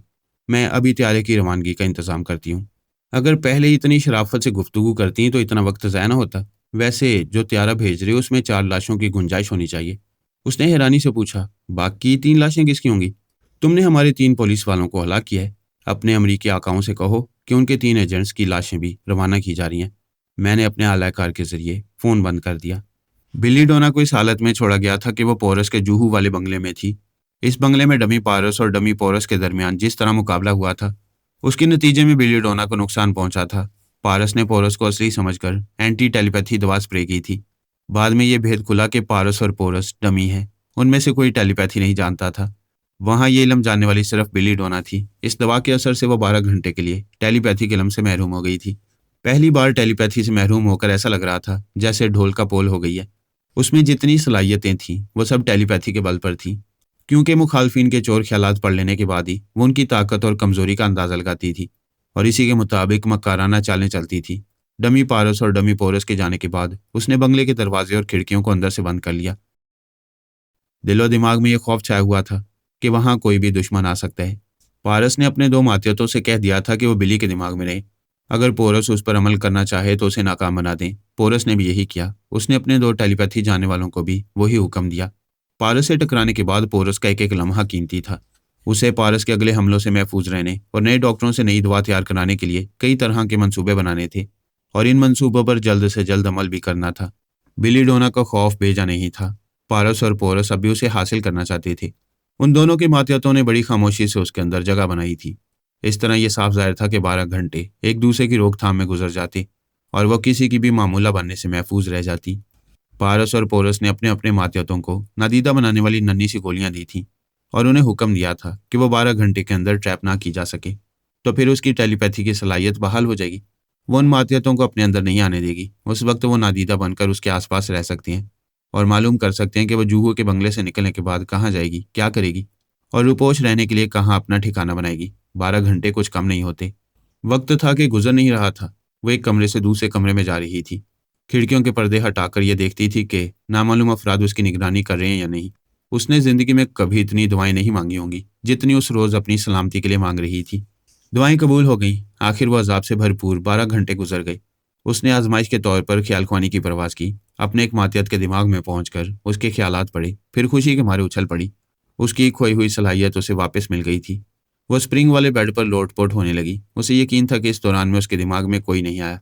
अगर आता तो उसे अपनी मामूला और ताबेदार बनाने के लिए उस पर तनवीमी अमल करता और अमल करने से पहले उसे सुलाना जरूरी होता। जबकि वो 12 घंटे से मुसलसल जाग रही थी। अब उसके दिल में किसी का खौफ नहीं था। टेलीपैथी फिर उसके लिए एक बहुत बड़ी कुव्वत बन गई। वह तन्हा रहकर फिर एक मजबूत पोजीशन बना सकती थी, मगर एक अंदेशा था। वो सोच रही थी कि बंगले के बाहर पारस और पोरस के आलाकार उसकी निगरानी कर रहे होंगे। हो सकता है उन दोनों को उस पर तनवीं में अमल करने का मौका न मिला हो। आइंदा कभी उसे ट्रैप करने के लिए वो अपने आलाकारों के जरिए उसकी अगली खुफिया पनाहगाह के बारे में बहुत कुछ मालूम करना चाहती हूँ। पोरस की डमी ने वहां से जाने से पहले कहा था कि अलमारी के सेफ में इंडियन और अमेरिकन करेंसी भरी हुई है। वो जितनी रकम चाहे खर्च कर सकती है। उसने एक बैग में दोनों मुल्कों के बड़े बड़े नोटों की गड्डियां रख ली। फिर बंगले से बाहर निकलने से पहले एक खिड़की का पर्दा हटाकर देखा। वो एक ही बात सोच रही थी कि पारस और पोरस के आदमी उसका ताकुब करेंगे। उसकी सोच गलत नहीं थी, उसका ताकुब होने वाला था, लेकिन वो ये बात समझ ना सकी कि वो दोनों उस पर नजर रखने के लिए अपने आदमी को नादीदा बनाकर रखेंगे। उसे इस बंगले से निकलना ही था। किसी दूसरी पनाहगाह की तलाश जरूरी थी। लेकिन वह पूरा मुंबई शहर घूमकर पहले ये अंदाजा करना चाहती थी कि उसका ताकुब किया जा रहा है या नहीं। अब वो तनहा थी और उसे फूंक फूंक कर कदम रखना था। उसने बंगले से निकलने के बाद एक एजेंसी से किराए पर कार ली, फिर उसे ड्राइव करते हुए सड़कों पर निकल आई। वो कभी समुंदर के साहिल पर घूमती रही और कभी बड़े होटलों में जाती रही। वह जवान थी, हसीन थी, फिर ये कि तनहा थी। कई बदमाशों ने उसका ताकुब किया। उसने मुस्कुराकर उन्हें अपनी तरफ माइल किया, उनसे बातें की। पता चला कि वो मुतवक्का दुश्मनों में से नहीं है। किसी भी टेलीपैथी जानने वाले से उसका ताल्लुक नहीं है। फिर उसने उनकी ऐसी पिटाई की कि वो बौखला गई, वहां से भाग गए। वह फिर मुख्तलिफ शाहराहों पर कार ड्राइव करने लगी और इस यकीन के साथ अकब आईने में देखती रही कि जरूर कुछ लोग उसके ताकुब में होंगे। अमीर कबीर लोग उसकी कार के करीब से गुजरते हुए उसे ललचाई हुई नजरों से देख रहे थे। क्योंकि वो इज्जतदार थे इसलिए छेड़छाड़ नहीं कर रहे थे। फिर अकब आईने में एक स्पोर्ट्स कार नजर आई। इसमें 3 रईसजादे बैठे हुए थे। हाथ हिला हिलाकर उसे इशारे कर रहे थे। अपनी गाड़ी की रफ्तार बढ़ाकर कभी उसके साथ रेस लगा रहे थे, कभी उससे आगे निकल रहे थे और कभी फिर उसके बराबर चल रहे थे। उनमें से एक जवान ने कहा, हाय मेरी जान, ये हुस्न शबाब लेकर अकेली कहाँ जा रही हो? दूसरे ने कहा, भाई टू दी पॉइंट बात करना चाहिए, चलती हूँ क्या 9 से 12? वह दूसरा बोलने वाला brand new sports car drive कर रहा था। बिल्ली ने उसके अंदर पहुंचकर उसकी खोपड़ी घुमा दी। खोपड़ी के साथ कार भी घूम गई, एक फुटपाथ पर जाकर चढ़ गई। कार उसके काबू से बाहर हो गई थी। एक दुकान के बड़े से शोकेस को तोड़ती हुई दूर तक अंदर घुसती चली गई। वो आगे बढ़ती चली गई। पीछे मुड़कर देखना जरूरी नहीं था। ख्याल ख्वानी के जरिए उसका अंजाम मालूम हो चुका था। वो तीनों रईसजादे 9 से 12 अस्पताल जाने वाले थे। वो कई घंटों से छोटे बड़े इलाकों में घूम रही थी और निगरानी करने वालों को ताड़ने की कोशिशें कर रही थी। ये यकीन होता जा रहा था कि उसके आगे पीछे टेलीपैथी जाने वाले दुश्मन या उनके आलाकार नहीं है। तब वो एक बहुत बड़े शॉपिंग सेंटर में गई और अपनी ज़रूरत की चीज़ें खरीदने लगी। वो हमेशा से हीरे जवाहरात की शौकीन रही थी। अगर उसका अपना एक घर होता तो उस घर को दुनिया के कीमती और नायाब हीरे मोतियों से भर देती। लेकिन टेलीपैथी की दुनिया में इतने दुश्मन पैदा हो गए थे कि उसे अपना एक ज़ाती महल बनाने की फुर्सत नहीं मिल रही थी। अब वो सोच रही थी कि उसे पारस और पोरस से भी निजात मिल गई है। आइंदा वो उनसे दूर की दोस्ती रखेगी और अपने लिए एक ऐसा खुफिया महल तामीर कराएगी जिसका इल्म किसी भी दोस्त या दुश्मन को नहीं होगा। वो ज़रूरत की चीज़ें खरीद कर एक जौहरी की दुकान में आई। वहां जवाहरात के सेट देखकर उसे अपना चंद्रमुखी बहुत याद आया। उसने अपने लिए हीरे का एक सेट पसंद किया। इसकी कीमत 2.5 लाख रुपए थी। उसके बैग में भारतीय रुपए और अमेरिकी डॉलर्स की कमी नहीं थी। इससे पहले कि वो बैग से नोटों की गड्डियां निकालती, एक उम्र रसीदा शख्स ने करीब आकर कहा, मिस, तुम बहुत बाज़ौक हो। तुम्हें हीरे जवाहरात की खूब पहचान है। तुमने बहुत खूबसूरत सेट पसंद किया है। बिल्ली डोना समझ गई कि वो लिफ्ट लेना चाहता है। वो उसे फांसने वाली नजरों से देखते हुए बोली, आपकी तारीफ? मेरा नाम चंद्रशेखर है, हीरों का व्यापारी हूँ। हीरे की कदर करता हूँ, इसलिए तुम्हारी कदर करने आया हूँ। वो शर्माने के बहाने शोकेस के अंदर देखते हुए चंद्रशेखर के ख्यालात पड़ने लगी। पता चला कि वो हीरे जवाहरात का स्मगलर है। इसका एक बॉस है जो स्मगलिंग के सिलसिले में इसकी मदद करता है। और वैसा बाकमाल शख्स है कि चंद्रशेखर ख्वाह कितनी ही मुसीबतों में गिरफ्तार हो, वो उसे इन तमाम मुसीबतों से यूं निजात दिलाता है जैसे कोई जादू जानता है। अभी उसके बॉस ने फोन के जरिए चंद्रशेखर से कहा था, जो हसीना ब्लू स्कर्ट और ब्लाउज में है और जिसके शाने से एक मल्टी कलर बैग लटक रहा है, उसे किसी तरह फांस कर लिया हो। इसीलिए शेखर उसे फांसने के लिए उसके करीब आया था और उसे फ्री होने की कोशिश कर रहा था। उसने कहा, अगर मुझसे दोस्ती करोगी तो मैं 2.5 लाख रुपए का सेट तुम्हें तोहफे के तौर पर दूंगा। वह हैरानी से बोली, तुम इतना कीमती सेट मुझे तोहफे में दोगे? ये तो कुछ भी नहीं है। मैं तो तुम्हारे लिए एक नया ताजमहल बना सकता हूँ। उसके लिए मेरी मौत का इंतजार करना पड़ेगा। सुना है मुमताज महल की मौत के बाद ताजमहल बनाया गया था। वह झीम कर बोला, मैं गलत क्या क्यों? दरअसल तो मेरी जिंदगी में पहली लड़की हो जिससे बात कर रहा हूँ, इसलिए पता नहीं चल रहा है कि रोमांटिक गुफ्तगू कैसे की जाती है। जब तुम मुझे इतना कीमती तोहफा दे रहे हो तो मैं तुम्हें रोमांस करना भी सिखा दूंगी। क्या अपने घर ले चलोगे? मेरी एक शानदार कोठी है, नौकर चाकर हैं, लेकिन कोई फैमिली नहीं है। फिर उसने ज्वेलर से कहा, इस हीरे के सेट को मेरे हिसाब में लिख लो। बिल्ली ने कहा, मेरे पास किराए की कार है, पहले उसे वापस करना होगा। वहां जाकर वापस करना जरूरी नहीं, मुझे उस एजेंसी का फोन नंबर बताओ। बिल्ली ने एजेंसी का फोन नंबर और उस कार का नंबर बताया। उसने फोन से राब्ता करने के बाद कहा, आपकी कार गुप्ता ज्वेलर्स की दुकान के सामने खड़ी है। दुकान के मालिक गुप्ता जी के पास कार की चाबी है। आप अपना आदमी भेजकर कार का बिल वसूल करें और कार ले जाएं। वो हीरे का सेट लेकर शेखर के साथ शॉपिंग सेंटर से बाहर आ गई। उसकी कार में बैठकर जाने लगी। उसे जब भी मौका मिल रहा था वो उसके ख्यालात पड़ती जा रही थी। इस वक्त वो उसे अपने बॉस की कोठी में ले जा रहा था। उसके बॉस का नाम जय रांगा था। उसने आज तक जय रांगा की सूरत नहीं देखी थी।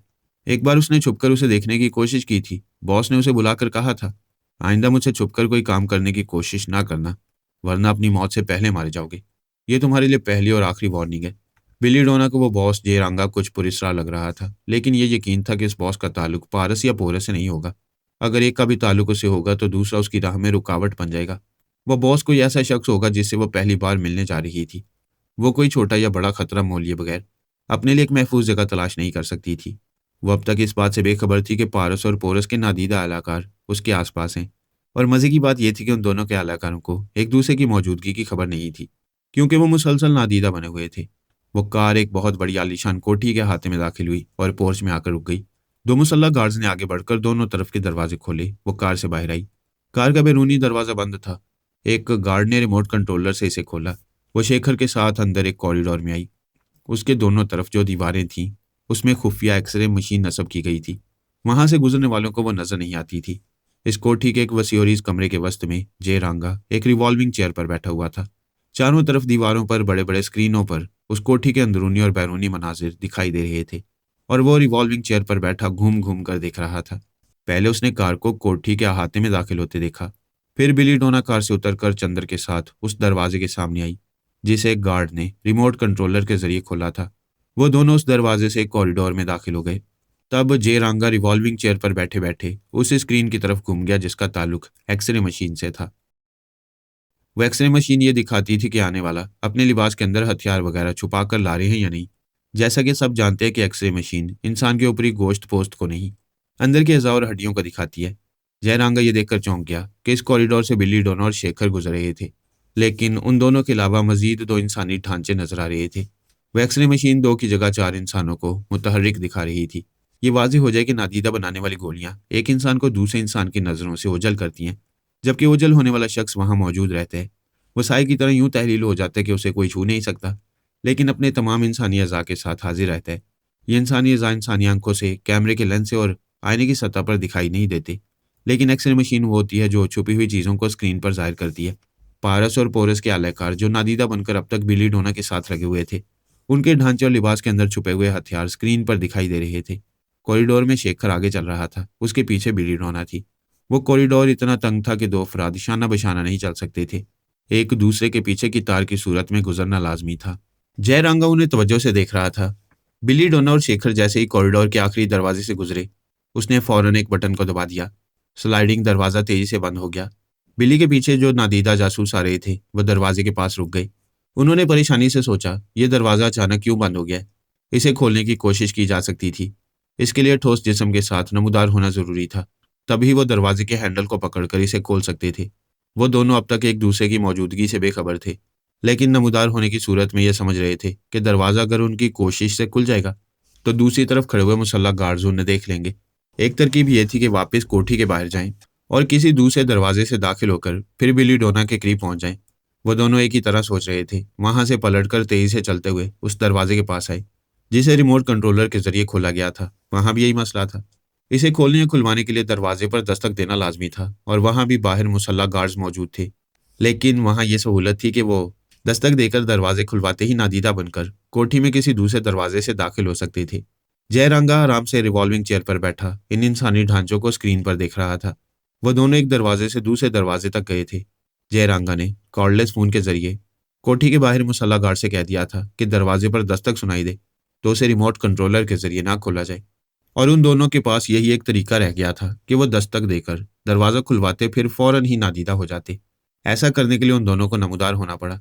इसके साथ ही वो दोनों एक दूसरे को देखकर चौंक गए। चंद लम्हों तक एक दूसरे को ताज्जुब से देखते रहे।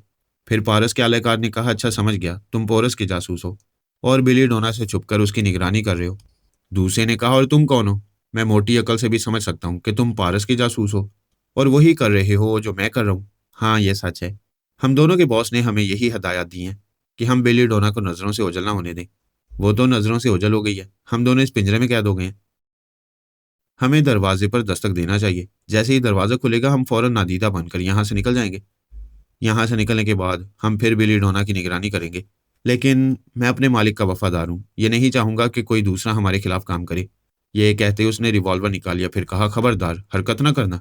अपना कोई हथियार निकालना चाहोगे तो उससे पहले ही गोली मार दूंगा। पोरस का आलाकार फुर्तेला निकला था।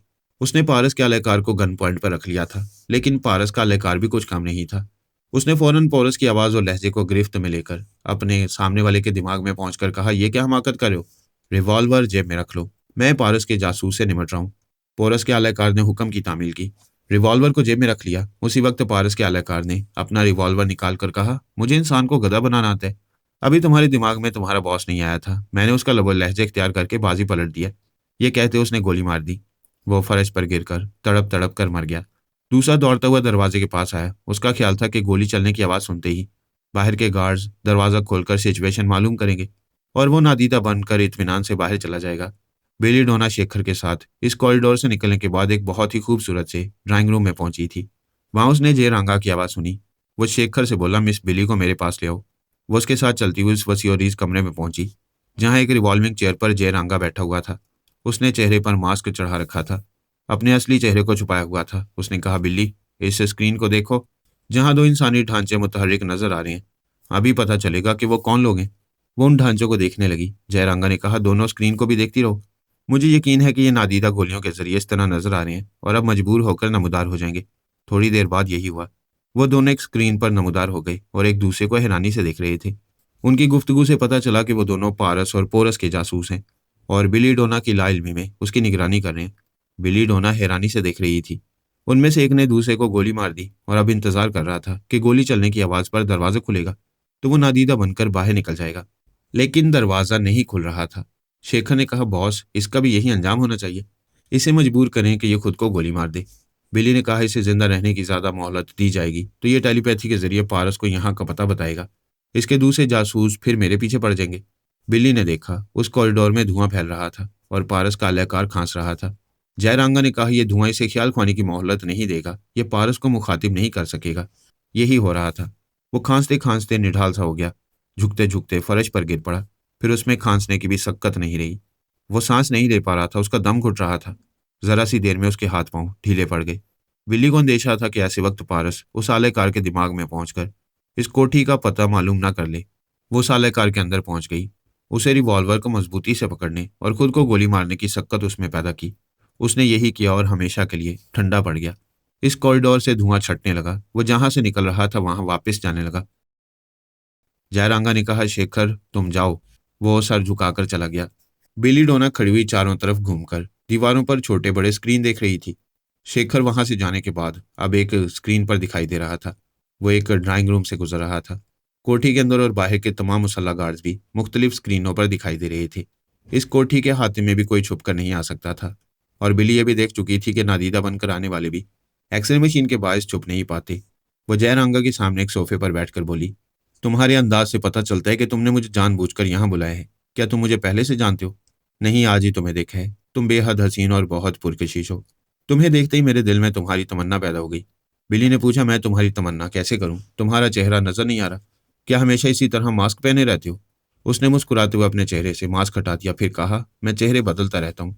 अभी मैंने खुद को शेखर से छुपाने के लिए मास्क पहना था। आज तुमने मुझे कहाँ देखा था? तुम समुंदर के किनारे चंद बदमाशों की पिटाई कर रही थी। मुझे तुम्हारे लड़ने का अंदाज पसंद आया। तुम बहुत अच्छी फाइटर हो। शुक्रिया। इसका मतलब है तुम बड़ी देर से मेरा ताकुब कर रहे थे। हाँ, फिर मैंने देखा चंद रईसजादे तुम्हारे पीछे पड़ गए। उनकी कार अचानक बेकाबू होकर एक दुकान में घुस गई। इस हादसे को देखने के लिए सभी गाड़ियां रुक गई थीं, लेकिन तुमने पलट कर भी नहीं देखा। ऐसे एतमाद से आगे बढ़ती गई थी जैसे वो सब तुम्हारी मर्जी के मुताबिक हुआ था। तब मुझे शुबा हुआ कि तुम टेलीपैथी जानती हो। अभी जब कॉरिडोर में उस खांसने वाले ने खुद को गोली मारी, तो मुझे यकीन हो गया कि तुम टेलीपैथी जानती हो। हाँ, जानती हूँ। अब तुम्हारे बारे में जानना चाहती हूँ। मेरा नाम जान चुकी हो। मेरी माँ हिंदुस्तानी थी और बाप अमरीकी। मैं वहाँ फौज में था। मेरी सलाहियतों की बिना पर मुझे ट्रांसफार्मर मशीन से गुजारा गया। इस तरह मैंने टेलीपैथी का इल्म हासिल किया। माँ बाप की मौत के बाद मैं यहाँ आ गया। अपना चेहरा और अपना नाम तब्दील किया। यहाँ मेरे मातहत भी ये नहीं जानते कि मैं टेलीपैथी जानता हूँ। ये सोच रखा है कि इस इल्म को जाहिर किए बगैर दौलतमंद बनता जाऊंगा। दरअसल मैं हीरे जवाहरात का शौकीन हूँ। दुनिया के कीमती और नायाब हीरे मोती हासिल करता रहता हूँ। वो खुश होकर बोली, मैं भी हीरे जवाहरात की दीवानी हूँ। अगर तुम्हारी तरह टेलीपैथी सीखने के बाद खामोशी से गुमनामी की जिंदगी गुजारती तो इसी तरह एक कोठी तामीर कराती और उस कोठी को हीरे जवाहरात से भर देती। अगर मेरे साथ जिंदगी गुजारना चाहो तो यूं समझो कि तुम्हारी ख्वाहिश पूरी हो चुकी है। ये कोठी तुम्हारी है, मेरे साथ आओ। मैं तुम्हें कुछ दिखाना चाहता हूँ। वो दोनों अपनी जगह से उठ गए। उस कमरे से निकलकर कोठी के मुख्तलिफ हिस्सों से गुजरते हुए एक छोटे से स्टोर रूम में पहुंचे। वहां काठ कबाड़ पड़ा हुआ था, लेकिन उसके एक हिस्से में चोर दरवाजा था। वो चोर दरवाजे से गुजरकर एक तय खाने में पहुंच गए। वहां पहुंचते ही बिल्ली डोना की आंखें हैरत से फैल गईं। वहां बड़ी बड़ी शीशे की अलमारियों में हीरे मोती भरे हुए थे कि अलमारियां खोली जाएं तो बाहर छलक कर फर्श पर बिखर जाएं।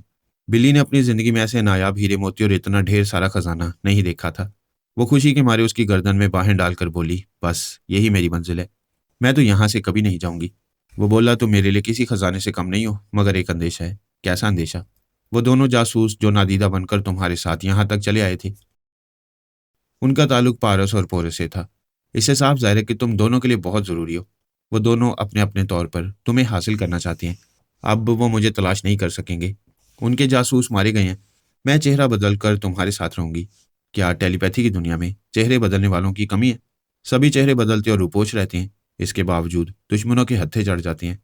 फिर पारस और पोरस तो इतने खतरनाक हैं कि जिसके पीछे पड़ जाते हैं उसे मौत के घाट पहुंचाकर ही दम लेते हैं। और वो दोनों ही तुम्हारे तालिब हैं। तुम चाहते हो मैं चली जाऊं ताकि वो दोनों तुम्हारी तरफ ना आए? मैं तुम्हें छोड़ नहीं सकता। हीरे जवाहरात की तरह तुम भी मेरी कमजोरी बन गई हो। तुम्हें पा लेने के बाद तुम्हारे बगैर नहीं रह सकूंगा। मैं तुम्हें यकीन दिलाती हूँ, पारस और पोरस इधर का रुख नहीं करेंगे। हम दोनों गुमनामी की जिंदगी गुजारेंगे। वो किसी हद तक मुतमईन हो गया। उसने अब तक गुमनाम रहकर बड़े सुकून से जिंदगी गुजारी थी। अभी यही चाहता था। बिल्ली डोना उसे यकीन दिला रही थी कि वो दोनों गुमनाम रहकर ऐसी ही पुरसुकून जिंदगी गुजारेंगे। लेकिन उसने दिल में यह तय कर लिया था कि जयरांगा पर भरोसा नहीं करेगी। वो गुमनामी और पुरसुकून जिंदगी की खातिर किसी दिन भी उसे अपने रास्ते से हटा सकता था। और जितना खजाना वो देख चुकी थी उसे छोड़कर नहीं जा सकती थी। उसके सामने अब एक ही रास्ता था कि जितनी जल्दी हो सके जयरांगा को ट्रैप करे, इसे अपना दीवाना बनाए या साबी कमजोरी में मुब्तला करके अपना ताबेदार बनाए। वो इतने बड़े खजाने से महरूम नहीं होना चाहती थी और ऐसी महफूज जगह को छोड़ नहीं सकती थी। उस रात वो उसे अपना दीवाना बनाती रही, इस इरादे की पुख्तगी के साथ कि सुबह होने से पहले वो उसे अपना मामूल और ताबेदार भी बना लेगी। मेरी सिफारिश पर स्वामी तिलकराम भाटिया की लाश को ईरान से नीलमा के पास भेज दिया गया। आश्रम में दादी माँ ने अपने पोते का क्रियाक्रम किया और जो भी जरूरी रसूमात थी वो अदा करती रही। अक्सर मरने वालों को सोग दिनों और महीनों तक मनाया जाता है। नीलमा को ऐसा सदमा पहुंचा था कि वो सारी जिंदगी पोते का सोग मनाती, तब भी सदमा कम ना होता। मैंने ख्याल खानी के जरिए नीलमा से कहा, तुम अपने पोते के कातिल की आवाज़ सुनना भी पसंद नहीं करोगी, लेकिन मैं सिर्फ एक बात करके जा रहा हूँ, और वो ये कि तुम आत्मा शक्ति और टेलीपैथी जैसी कई गैर मामूली सलाहियतें हासिल करके मौत को भूल गई थी। तुम्हें यह घुमंड था कि तुम मौत को भी अपने पोते के करीब नहीं आने दोगी। अब यह घुमंड ना करना कि मौत तुम्हारे करीब नहीं आएगी। जब भी अपना पोता याद आता रहे, अपनी मौत को भी याद करती रहो। इस तरह कुछ रोज जी सकोगी। ये कहकर मैं उसे जवाब की कोई तवक्को नहीं रखता था। ये बात मैंने उसकी एक खास दासी के दिमाग में रहकर उससे कही थी। वो वाकई खामोश रही। मैंने कहा, मैं इसके बाद ना कुछ कहना चाहता हूँ और ना कुछ तुमसे सुनना चाहता हूँ। खुदा तुम्हें सब्र के साथ अक्ल भी दे। मैं उस दासी के दिमाग से निकलकर दूसरी दासी के दिमाग में चला गया, क्योंकि उसकी खास दासी को योगा में महारत हासिल थी। उसने नीलमा से कहा, वो जा चुका है। नीलमा ने कहा, वो बड़ा मक्कार है। पता नहीं यहाँ इतने शोक मनाने वालों में उसने कितनों की आवाज़ सुनी होगी। जाने किसके अंदर रहकर मुझे देख रहा होगा। मेरी बला से। जब उसे निमटना होगा मैं उसे देख लूंगी। मैं वहां मौजूद रहकर देखना चाहता था कि कितने अहम अफराद ताज़ियत के लिए उसके पास आते हैं। चूंकि वो ईरान में मारा गया था, इसलिए ज़्यादातर अमेरिकी अकाबरीन ने ताज़ियत की थी और चंद अहम ओहदेदार स्वामी की चिता जलाने के वक्त आए थे। उन्होंने इस गुस्से का भी इजहार किया था कि 3 अमेरिकी एजेंट्स की भी लाशें भेजी गई थी। जब से सोनिया ईरान गई थी, तब से उनके बड़े अहम एजेंट्स की लाशें उन्हें मिलती रहती थी। सोनिया के बाद मैं ईरान में था और वो आपस में मशवरे कर रहे थे कि जब तक मैं वहां मौजूद रहूं, किसी अमेरिकी सीक्रेट एजेंट को वहां ना भेजा जाए और कोई ऐसी चाल चली जाए कि मैं ईरान छोड़कर चला जाऊं। उनकी इस बहस में और मशवरों में नीलमा शामिल नहीं रही। उसने सोग मनाने के लिए गोशा नशीनी इख्तियार कर ली थी। मैंने सोचा अब ये कुछ अरसे गोशा नशीन रहेगी, लिहाजा मुझे जाना चाहिए। मैं अपनी आलाकार दासी के दिमाग से जाना चाहता था। उसी वक्त नीलमा ने उससे कहा, मालती को बुलाओ, जरूरी काम है। मालती उस खास दासी का नाम था जो योगा की माहिर थी और नीलमा उसके दिमाग में जाकर किसी भी टेलीपैथी जानने वाले से बातें करती थी। वो दासी अपने साथ मालती को लेकर नीलमा के बेडरूम में आई, फिर उसके हुक्म से वापस चली गई। बेडरूम के दरवाजे को अंदर से बंद कर दिया गया। मैंने 1 मिनट तक इंतजार किया, फिर मालती के दिमाग में पहुंचा तो उसने मेरी सोच की लहरों को महसूस नहीं किया, क्योंकि उसके अंदर नीलमा और पोरस बातें कर रहे थे। पोरस उसे कह रहा था, मुझे थोड़ी देर पहले मालूम हुआ कि तुम्हारे पोते को ईरान में हलाक कर दिया गया है। मुझे ताज़ियत के लिए तुम्हारे पास आना चाहिए था, लेकिन मैंने सोचा क्यों तुमसे हमदर्दी की जाए। तुमने मेरे 30 अमरीकी टेलीपैथी जानने वालों को मुझसे छीन लिया, मुझे अमरीकी अकाबरीन की नज़रों से गिरा दिया। मैं तुमसे ज़बरदस्त इंतकाम लेने वाला था। इससे पहले कुदरत ने तुमसे इंतकाम ले लिया। मेरा हिसाब तो अभी बाकी है। नीलमा ने कहा, पोरस, मैं जिस सदमे से टूट रही हूँ उसका ख्याल करो, और अब मुझसे ये ना छुपाओ कि तुम मुझसे इंतकाम ले रहे हो। तुम क्या कहना चाहती हो कि मैं तुम्हारे पोते को हलाक करके इंतकाम ले रहा हूँ?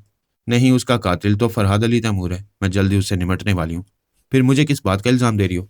देखो पोरस, तुम्हें भगवान का वास्ता देती हूँ, इस बात से इनकार ना करो कि तुम ही वो पुरस्कार अजनबी हो जो नादीदा बनकर मेरे आसपास रहते हो। पोते की मौत का सदमा ऐसा है कि तुम सोचने समझने के काबिल नहीं रही हो। मेरे पास इतनी फुर्सत नहीं है कि मैं दिन रात नादीदा बनकर तुम्हारे पास आता रहूं। मैं नई दवाएं तैयार करने में मसरूफ हूँ। वैसे ये क्या चक्कर है, कौन तुम्हारे पास नादीदा बनकर आता है? तुम्हारे लहजे से साफ पता चल रहा है कि तुम हकीकत से इनकार कर रहे हो। फिल वक्त मेरे 2 बड़े दुश्मन हैं, एक मेरे पोते का कातिल फरहाद और दूसरे तुम हो। मैंने तुम्हारे 30 टेलीपैथी जानने वाले छीन लिए थे, मैं 30 से ज्यादा वापस कर दूंगी। अमरीकी अकाबरीन फिर तुम्हें अपनी टेलीपैथी के शोबे का सरबराह बना देंगे। इसके अलावा और जो शर्त पेश करोगे उसे मान लूंगी, लेकिन नादीदा बनकर ना हो, मेरा पीछा छोड़ दो। वो इकरार नहीं करना चाहता था कि नादीदा बनकर उसका सुकून बर्बाद कर रहा है। उसने कहा, तुम इतनी बड़ी ऑफर दे रही हो, मुझे फौरन राजी हो जाना चाहिए, लेकिन जब मैं ऐसा नहीं कर रहा हूँ तो राजी कैसे हो जाऊँ? ये मैं अच्छी तरह जानती हूँ कि नादीदा बनाने वाली गोलियां तुम्हारे पास हैं। तुम ये नहीं जानती हो कि ये गोलियां पारस के पास भी हैं, बल्कि उसके पूरे खानदान के पास हैं। बेशक उनके पास होंगी, लेकिन पारस को मुझसे क्या दुश्मनी है? इस दुनिया में उसकी सबसे बड़ी दुश्मन तुम ही हो। शीतारा ने उसे ट्रैप करके हिंदू बनाकर उससे शादी की थी। फिर वो उसके शहर से निकलकर अलग हो गया। उसे मजबूर करने लगा कि जब वो बीवी बन ही गई है तो मुसलमान हो जाए। शीतारा इनकार करके मेरे पास आ गई। तभी से वो मेरा रकीब बन गया और शीतारा को चैलेंज किया कि उसने मेरे पास आकर बेहयाई की है। वो उसके हसीन जिस्म को बर्बाद कर देगा। क्या तुम भूल रही हो कि अभी तुम उसी शीतारा के जिस्म में हो? मेरी बात का यकीन करो, जब तक तुम्हारी आत्मा शीतारा के जिस्म में रहेगी, वो नादीदा बनकर तुम्हारा सुकून बर्बाद करता रहेगा। नीलमा ने कायल होकर कहा, तुम्हारी बात दिल को लगती है। ये मैं जानती हूँ कि पारस और शीतारा के दरमियान दोस्ती से ज्यादा दुश्मनी थी, लेकिन अब उसे मालूम होगा कि शीतारा मर चुकी है। उसके अंदर मैं हूं, वो मुझसे क्यों दुश्मनी कर रहा है?